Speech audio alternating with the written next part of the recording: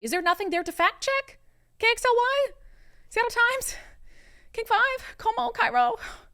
Anybody?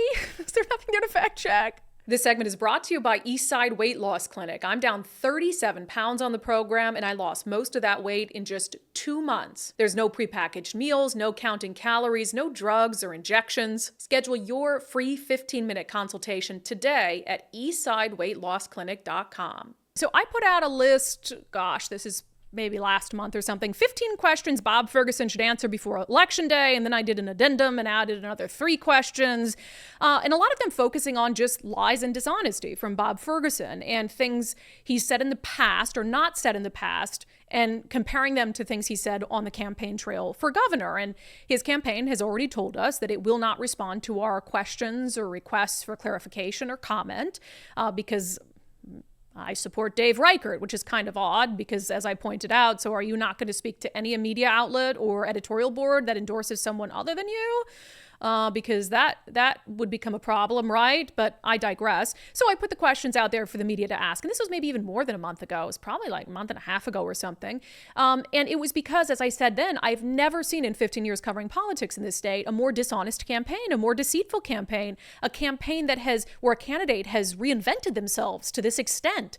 Running ads saying that he's the public safety candidate, that he's going to do all these things to keep cops here. And he might say things that factually, how do you disprove that, right? How do you disprove if someone's saying, I'm going to, hire X amount of new officers? Because it's just like sort of a dream or a goal he has.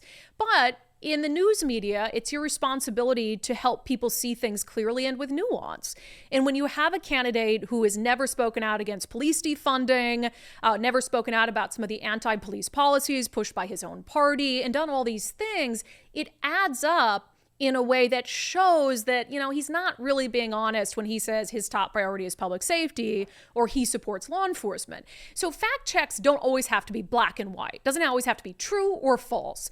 But, there's fact checks where that's kind of misleading, or his record doesn't back that up. So it's really the media's job. So I got to stop saying I'm shocked by things that disappoint me. I was not shocked.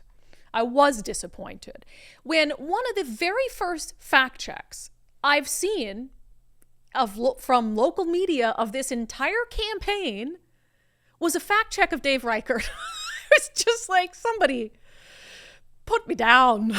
It's like I couldn't handle it.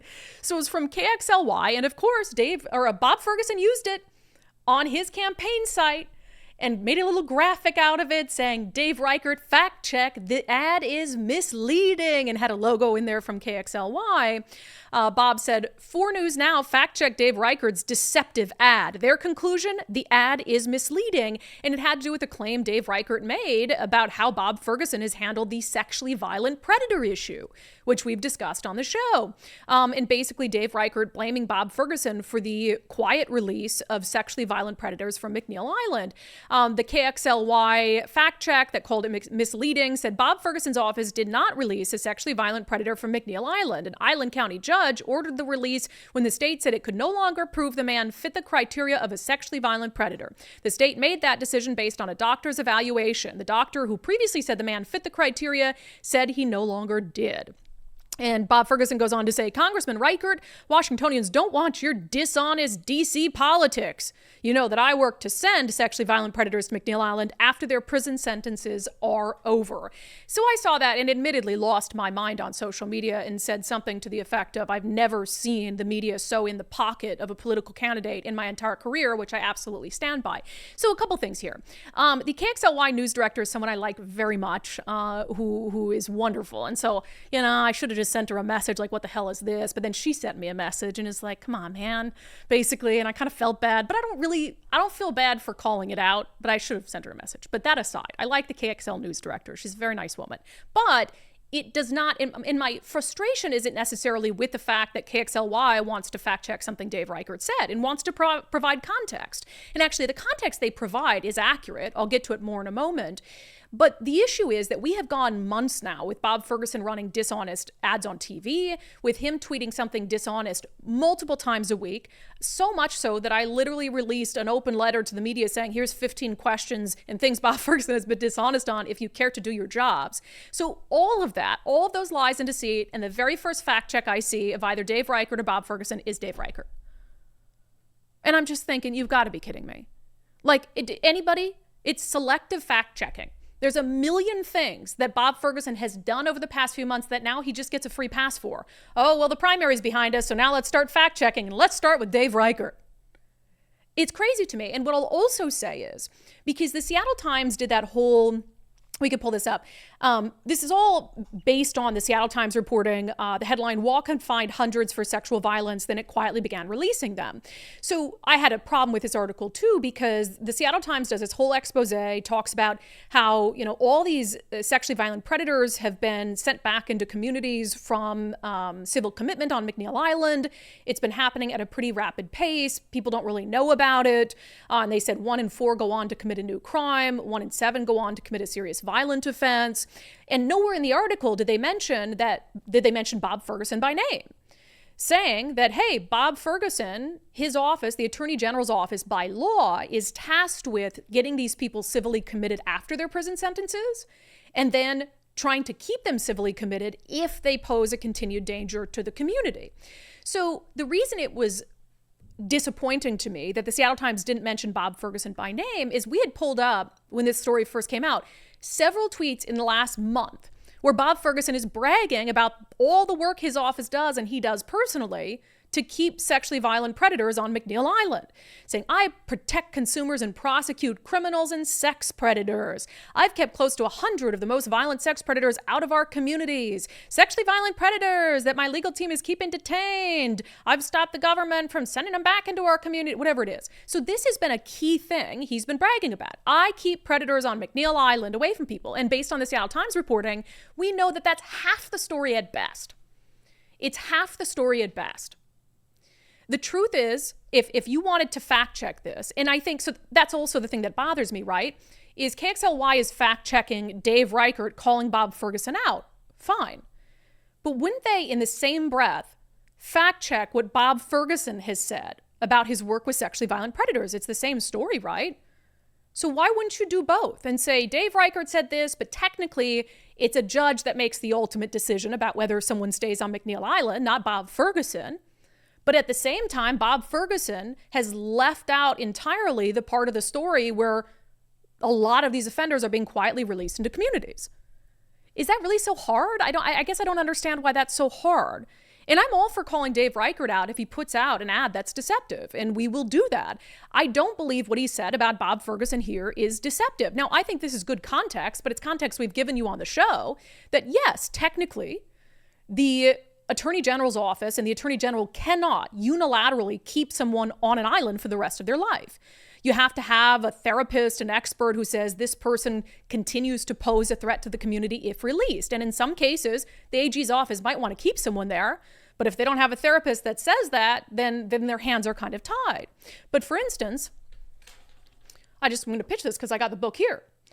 So we mentioned a sex offender out of that's now in Spokane, that was unconditionally released to Spokane. Her name is Laura McCullum. And Laura McCullum was released in 2020. And it was actually the Attorney General's office and the Department of Social and Health Services that petitioned to have her released because a therapist said, we can't prove she's a continued threat to the community.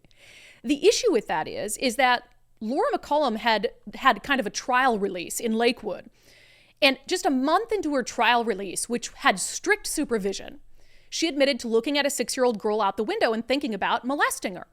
So they sent her back to McNeil Island. Then a few months later, they tried again, and they had to send her back to McNeil Island again. And then within a matter of months, she was unconditionally released to Spokane.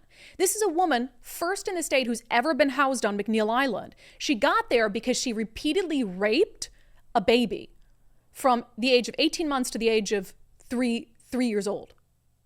Repeatedly raped a baby. And is believed to have dozens of victims. So in that instance, yes, a therapist said, even after she had a month out and immediately looked at a 6-year-old girl and thought about molesting her, therapists saying, well, she actually showed progress because she didn't get sexually aroused. She just thought about molesting a 6-year-old. So to me, that speaks to a level of incompetence that's kind of scary. Like, who are the therapists that we're relying on to make these decisions? And why would the Attorney General's office just give up and say, well, that therapist says she didn't get sexually aroused, so off to Spokane for unconditional release. And then it happens very quietly. Bob Ferguson brags a lot when he can keep an offender on McNeil Island, but they don't put out jack. They don't put out press releases. They don't let the community know that, hey, we couldn't win this one. And Laura McCullum, who's, raped a baby and has had dozens of other victims, she's now out to Spokane, and we think this is a travesty. Doesn't say anything about that. Half the story. Is there nothing there to fact check? KXLY? Seattle Times? King 5? Como? Cairo? Anybody? Is there nothing there to fact check? So I bring up that case because the woman who literally wrote the book on Laura McCullum, it's called Laura and Me, Sylvia Peterson, she's an author. She spent more time with this sexually violent predator at McNeil Island interviewing her than anyone. She knows her better than anyone. She literally wrote the book on her, and she does not believe Bob Ferguson is being honest when he says he's protecting our communities from sexually violent predators like Laura McCullum. So Sylvia Peterson is joining us this week on Sundays with subscribers. And she's going to tell us on the Sunday show about her conversations at McNeil Island with Laura McCullum and about what is being said on the campaign trail by Bob Ferguson about what he's doing or not doing to protect our communities from sexually violent predators. So it's going to be, we've already taped it. It was a fascinating conversation. Sylvia is just such a smart, brave, interesting woman. I mean, she spent years going to McNeil Island to visit Laura McCullum and sit and talk to her and heard all these horrible things that Laura had thought about doing, had done to children, and then wrote this book about it. And I'm telling you what, if I had to go between, do I believe Sylvia Peterson about the threat that this woman poses to Spokane, or do I believe Bob Ferguson in his office? You know what the answer is to that. It's really insane. So the selective fact checking has to stop. I don't know what the answer is. And I'm sorry, I'm like dragging on today. I don't know what the answer is because the media is captured. The media is absolutely captured. Do I think there are some reporters in newsrooms trying to do a good job and maybe don't have the time, don't have the bandwidth, there's not the bodies in the newsroom to do everything that needs to be done? Sure. But when the first fact check I see in the race for governor, I'm not saying there hasn't been any others, the first one I've seen from a mainstream news outlet is a fact check on Dave Reichert when he's mostly right about Bob Ferguson lying about his record on sexually violent predators. You've got to wonder, like, what the hell is going on? What the hell is going on?